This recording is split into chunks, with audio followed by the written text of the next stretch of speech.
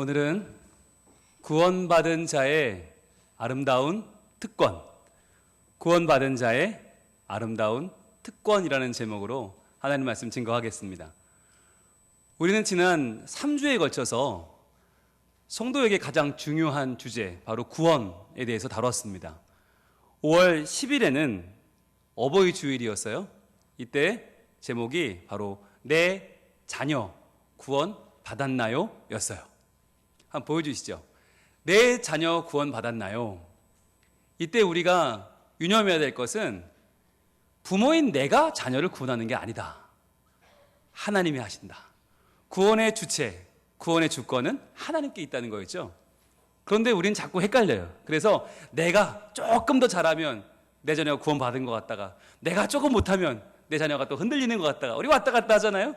그런데 하나님이 구원하신다. 이거 헷갈리면 어떻게 해요? 약속의 말씀을 붙잡아라. 그래서 하나님이 그분께서 우리 자녀를 구원하신다. 그러면 우리는 뭘 해요? 그 구원을 우리가 보여주고 경험하게 하자.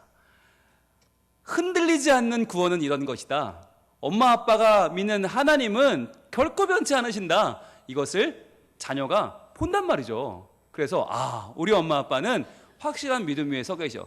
그래서 우리 엄마 아빠가 저렇게 행복한 신앙생활을 하시는구나. 그럼 나도 해야지 라고 자녀가 보고 배우고 따라온단 말이죠.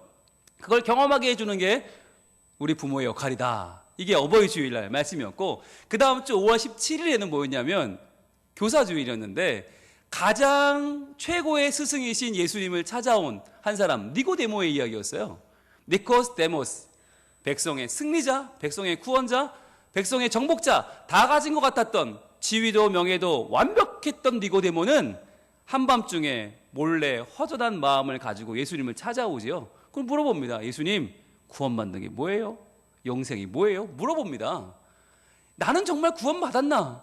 이게 얼마나 불확실했으면, 얼마나 궁금했으면 예수님을 찾아왔어요. 그런데 예수님이 그 유명한 요한복음 3장 16절 말씀을 전해주셨죠. 그러면서 영생을 얻는 거란 말이다. 다른 게 아니라 멸망하지 않는 거야. 멸망할 거 붙잡고 그게 전부인 양 살아가는 거, 그게 멸망이거든. 그런데 영생을 얻는 건 말이다. 하나님이 그 아들 독생자를 세상에 보내주신 거, 그래서 그분이 십자가에 죽으시는 거, 그걸 통해서 우리의 멸망할 것을 내려놓는 게 영생이야 라고 알려주신 게 바로 그날 사건이죠. 그래서요, 확인이 가능하다고 그랬어요. 니고데모는 자신의 지위도 자신의 재산도 예수님을 위해서 포기하고 주님을 선택했어요. 너무너무 귀한, 이걸 보면 이게 구원받은 사람은 이게 확인이 되는구나, 삶이 변화되는구나. 그래서 우리가 그 변화를 우리 삶 가운데서 찾아보자고 했어요. 자, 지난주에는 중요한 질문을 던졌습니다. 구원의 확신이 있습니까? 우리가 이 질문 받을 때마다 늘 망설이고 늘 두렵고 늘 자신 없었던 이 질문, 구원의 확신이 있습니까? 그런데 중요한 게 뭐예요? 이 확신은 나한테 찾는 게 아니라고 했어요. 구원의 확신이 내가 어디 있어요? 난 맨날 흔들리고 난 맨날 이랬다 저랬다 하는데, 그래서 구원의 확신은 내게 있지 않다. 어디 있어요?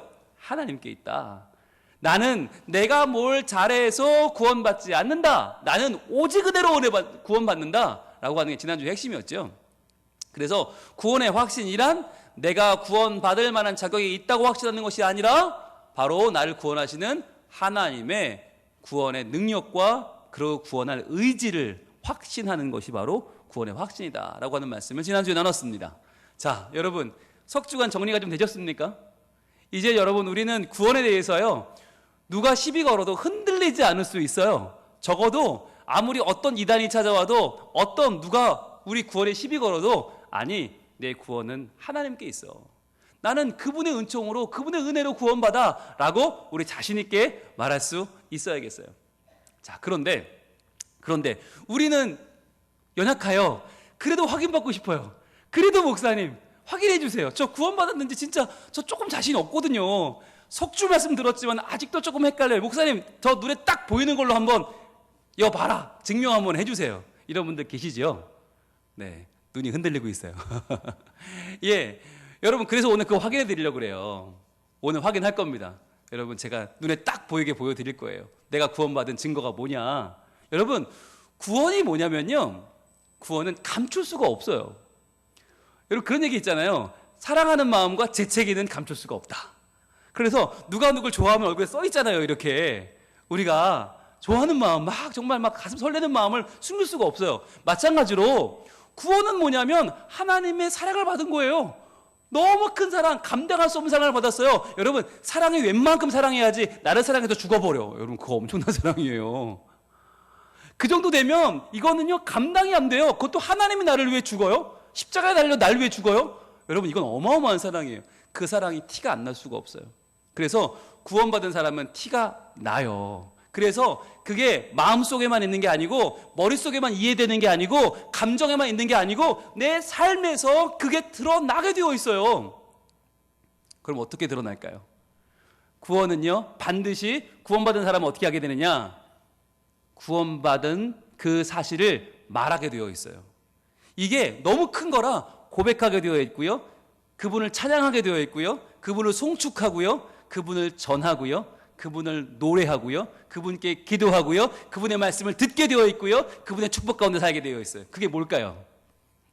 이 모든 것을 합쳐서, 이 구원의 증거를 합쳐서 기독교적인 용어로 뭐라고 하느냐? 예배라고 합니다. 따라합니다. 예배. 그러니까 여러분 예배가 뭐냐? 예배가 내가 구원받은 증거예요. 내가 구원받은 이 사실이 너무나 감당이 안 돼서 이걸 내가 정말 주체를 못해서 말씀을 들으며 그 말씀 속에서 내가 확신을 얻고 기도하며 고백하고 찬양하며 송축하고 조금 전에 우리 남성 사중창 한 것처럼 기뻐하면서 나 구원 받았네, 이거 안 하면 견딜 수 없는 거, 이게 예배예요. 그래서 여러분 내가 예배를 나온다, 이 사실이 뭐냐면 이게 구원받은 자의 가장 아름다운 특권을 지금 내가 누리고 있는 거예요. 여러분 정리 한번 해볼게요. 예배란 띄워주세요. 예배란 뭐냐? 읽어봅니다. 시작. 예배란 내가 받은 구원을 기뻐하며 누리고 외치며 찬양하고 선포하고 초청하는 아름다운 특권이다. 아멘. 여러분 예배를 안 드리는 사람은 이 자리가 얼마나 귀한지를 몰라요. 아니 교회 안 나오는 사람, 여러분 구원받지 않은 사람은요 교회 가자 그러면 짜증내요. 아니 말이야 일주일 내내 힘들었는데 내가 일요일날 산에 가는 낙으로 사는데 일요일날 캠핑 가야지, 낚시 가야지, 술 마시러 가야지, 아니 내가 미쳤냐고 왜 교회 가냐고 그래요. 여러분 구원받지 않은 사람은요 예배가 하나도 소중하지 않아요. 가자 그러면 막 너무너무 싫어해요. 왜?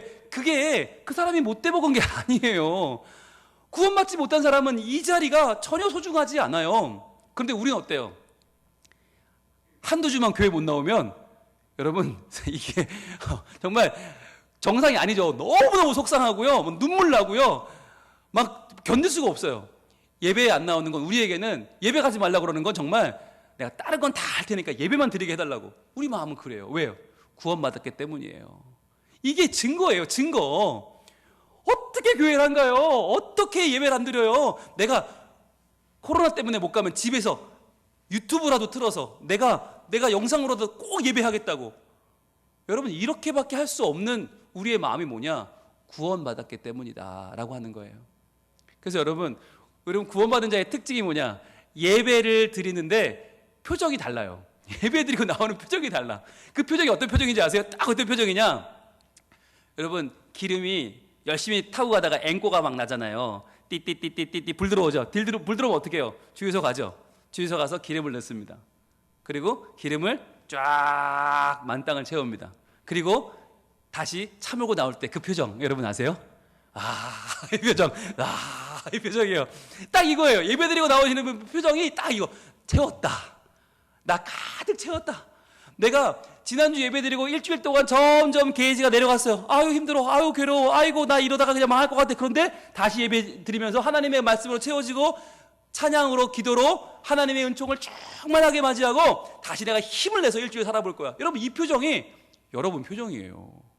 제가 여러분 표정 볼 때마다 예배는 이런 거구나. 제가 매주 다시 한번 깨닫고 매주 감사합니다. 여러분 지금 이 마스크에 가려 잘 안 보이겠지만 그러나 여러분들의 표정이 딱 그래요. 차는 어떻게 만들어졌냐? 어디 있으라는 차예요? 도로를 달리라는 차예요. 분명히. 그러나 도로만 달리다 보면 언젠가는 서버려요. 언젠가는 영원히 서버려요.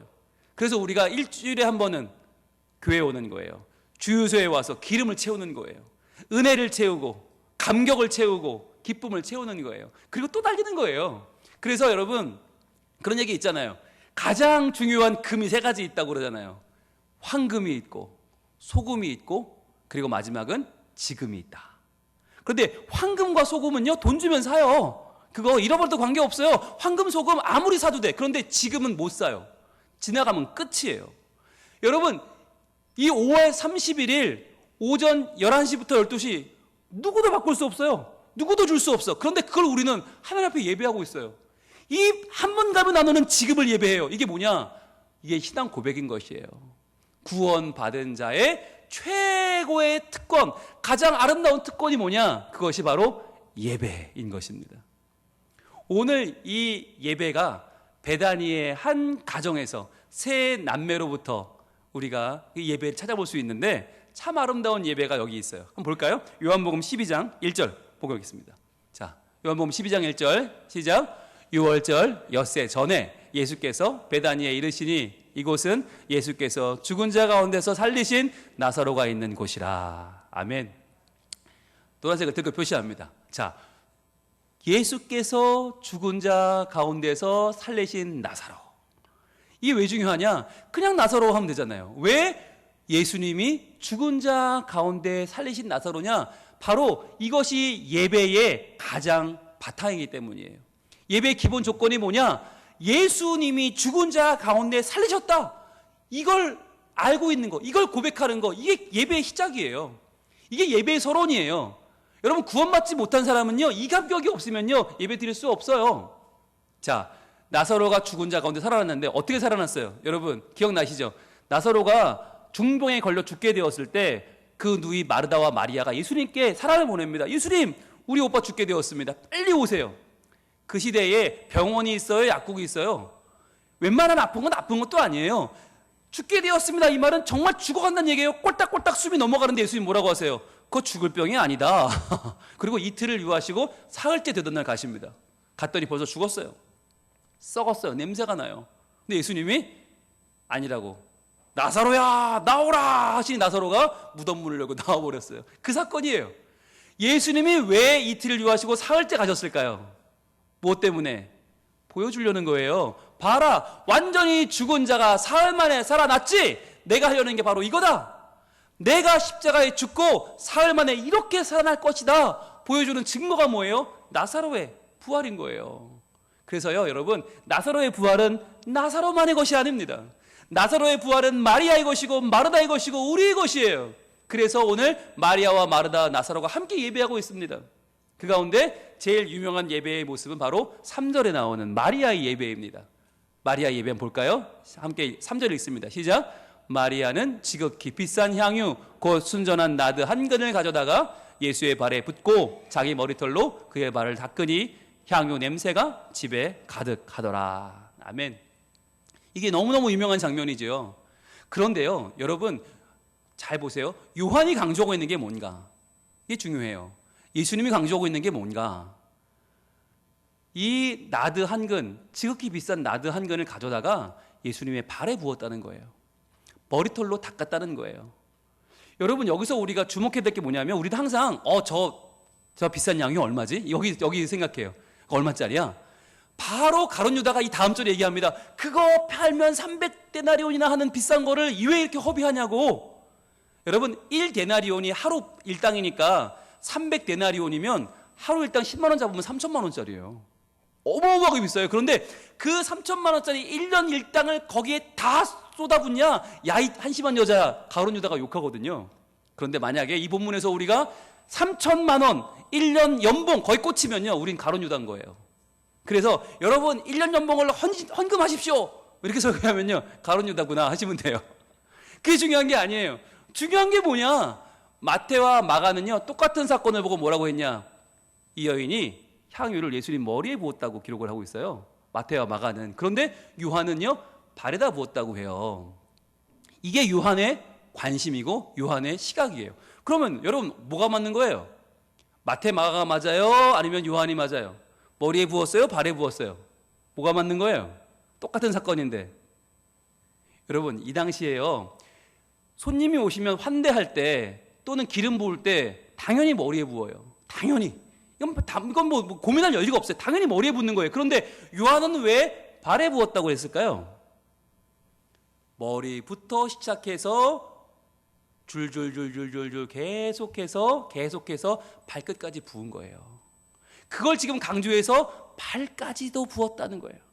원래 손님 오면 조금 요거 따서 조금 머리 한 방울 똑 하고 와 따랐어요 됐죠? 원래 이렇게 하는 향유예요. 이거 이렇게 쓰는 거예요. 그런데 붓더니 계속 부으면 계속 더 발끝까지 충만하게 다 적셔버린 거예요. 한 통 다 써버린 거예요.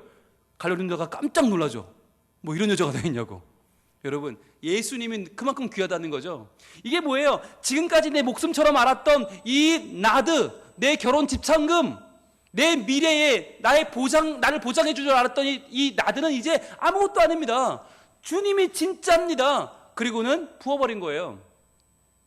붓고 나서 뭘로 닦았다고요? 머리털로. 여러분, 여인의 머리털은 여인의 영광입니다. 여인의 정말 자존심이에요. 그걸로 예수님 발을 닦았다는 건 뭐예요? 이제 이 향유는 주님 발 닦는 용보도 안 됩니다. 내 머리카락, 내 영광 아무것도 아닙니다. 내 자존심, 내 여인으로서의 무슨 지금까지 버텨왔던 거 다 소용없습니다. 내 최고의 가치는 예수님이십니다. 그걸 지금 이 여인이 헌신하고 있고 지금 이 요한이 기록하고 있어요.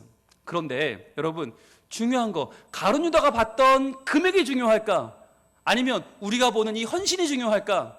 예수님의 시각은 달랐습니다. 여러분, 똑같은 사건을 기록한 마태복음 26장으로 한번 가볼게요. 마태복음 26장 13절에 예수님이 이렇게 기록을 하고 계세요. 뭐라고 말씀하시냐? 마태복음 26장 13절. 똑같은 사건인데 주님의 해석은 이렇습니다. 자, 어떻게 해석하시나? 우리 주님 마음이 중요하겠죠? 같이 한번 읽어봅니다. 시작. 내가 진실로 너희에게 이르노니 온 천하에 어디서든지 이 복음이 전파되는 곳에서는 이 여자가 행한 일도 말하여 그를 기억하리라 하시니라. 아멘. 복음이에요. 복음. 예수님이 보신 이 여자의 행위가 뭐냐? 이게 복음이라는 거예요. 여러분, 만약에 금액이 중요했으면 헌금이 전파되는 곳마다 이랬을 거예요. 만약 헌신이 중요했으면 헌신이 있는 곳마다 이랬을 거예요. 그런데 예수님은 복음이 전파되는 곳에서는 이 여자의 행한 일도 말하여 그를 기억하리라. 이게 뭐냐? 복음이 뭐냐?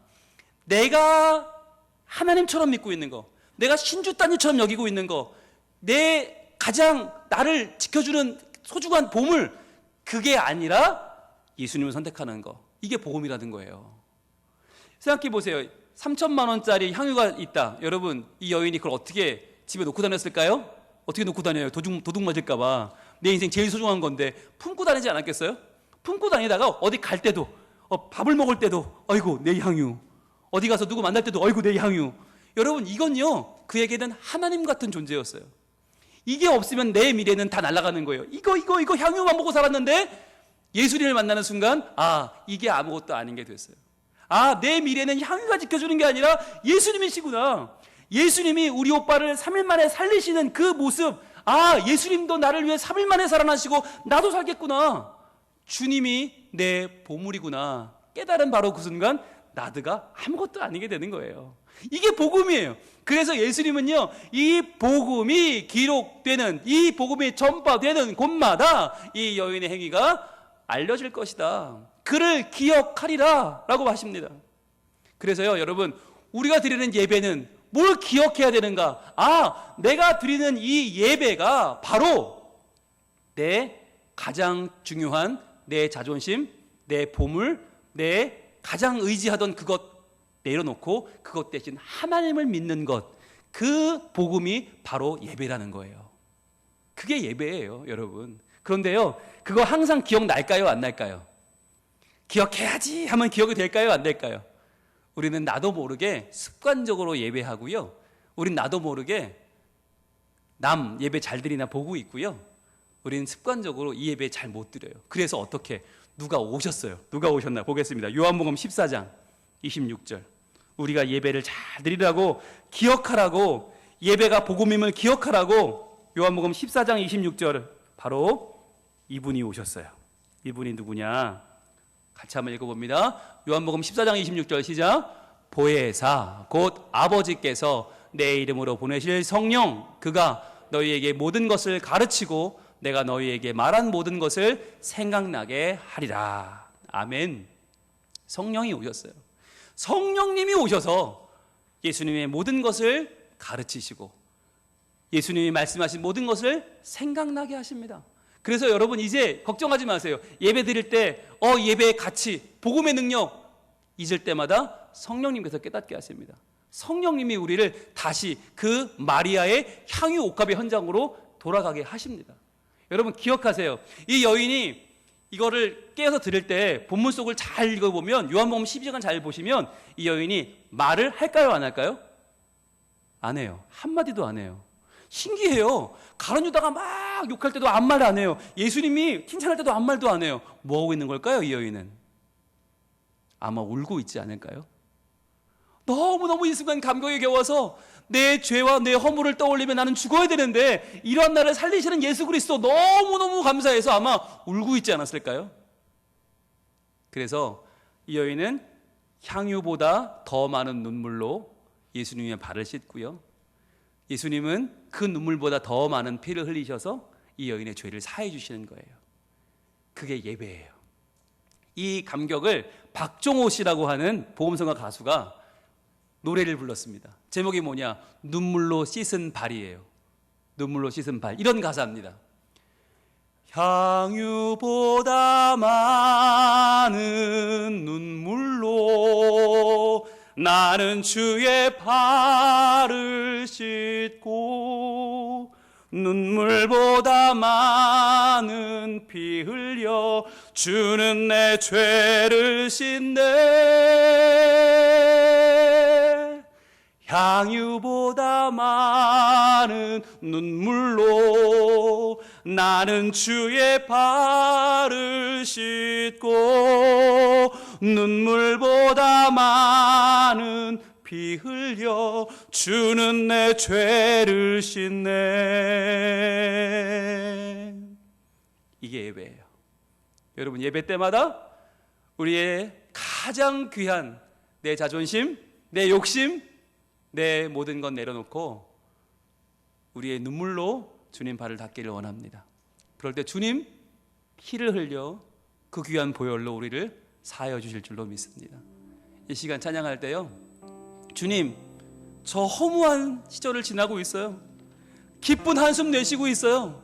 그런데요, 그런 저를 그냥 두지 아니하시고 그와 같이 버려두지 않으시고 내가 너희와 영원히 함께하리라 말씀하시며 성령을 보내주시는 주님 감사합니다.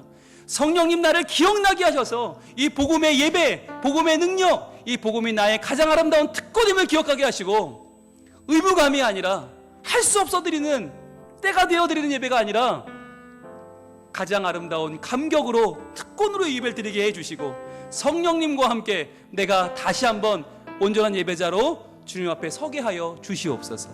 우리 같이 간구하는 마음으로 이 찬양 드립니다.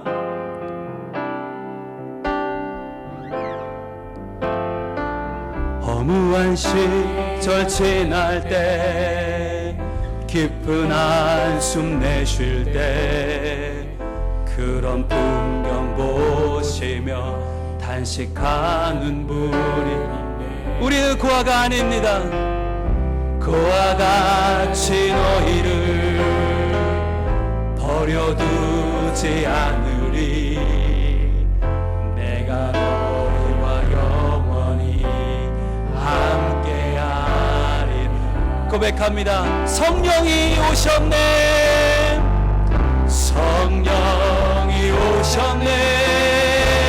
성령이 오셨네.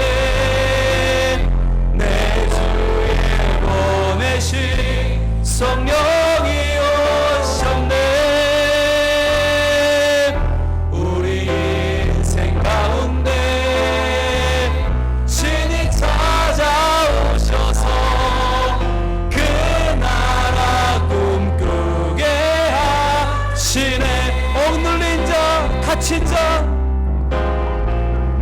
억눌린 오신 자, 자유함이 없는 자, 이날처럼 되시는 성령님 계시, 주의 영이 계신 곳에, 주의 영이 계신 곳에 참 자유가 있다네. 진리의 영이시네 성령이 오셨네. 우리 함께 고백합시다. 성령이 오셨네, 성령이 오셨네, 성령이 오셨네, 내 주에 보내신 성령이 오셨네. 우리 인생 가운데 신이 찾아오셔서 꿈꾸게 하시네. 우리 같이 기도하겠습니다. 오 주님, 구원받은 내가, 구원받은 증거가 바로 이 예배로군요. 이 예배가 내가 구원받았음을 보여주는 증거요, 가장 귀한 특권일진데, 주여 이 예배 가운데 온전히 주님을 찬양하며 내가 목숨처럼 알았던 그것이 아니라 주님이 나의 전부임을 고백하는 복음의 자리가 되게 해주시고, 잊어버릴 때마다 성령님 나를 일깨우셔서 다시 한번 이 예배가 주님께 드려지는 가장 복된 자리가 되게 하여 주시옵소서. 나의 예배를 받아 주옵소서. 주여 한번 외치기도 합니다. 주여, 아버지 하나님, 주님만을 노래합니다. 주님만을 사랑합니다. 주님만을 찬양합니다.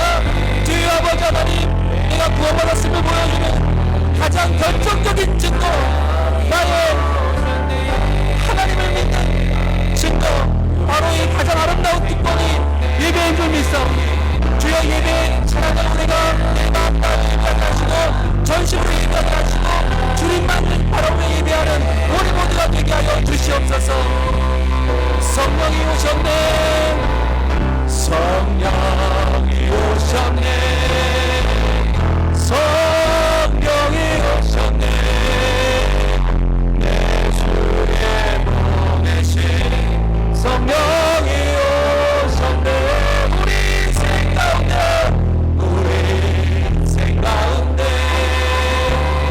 진리 찾아오셔서 그 나라 꿈꾸게 하시네.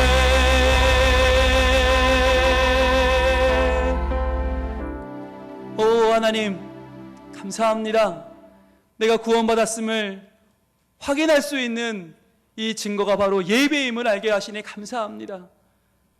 구원받지 못했으면 이 자리가 그렇게 지루하고 힘들 수밖에 없는데, 우리들 감사하며 찬양하며 고백하며 주님 안에 뜨겁게 예배하는 이 행복 주시니 감사합니다. 하나님, 우리가 구원받은 자로서 누리는 이 아름다운 특권의 자리에서 늘 복음을 기억하게 하시고, 성령 하나님 우리에게 임재하셔서 우리가 이 예배 드릴 때마다 다시 한번 구원의 확신을 가지며 다시 한번 하나님을 내 전부로 고백하는 하나님의 자녀로서의 복된 삶을, 그 고백을 주님 앞에 드리게 하여 주시옵소서. 예수님 이름으로 기도합니다. 아멘.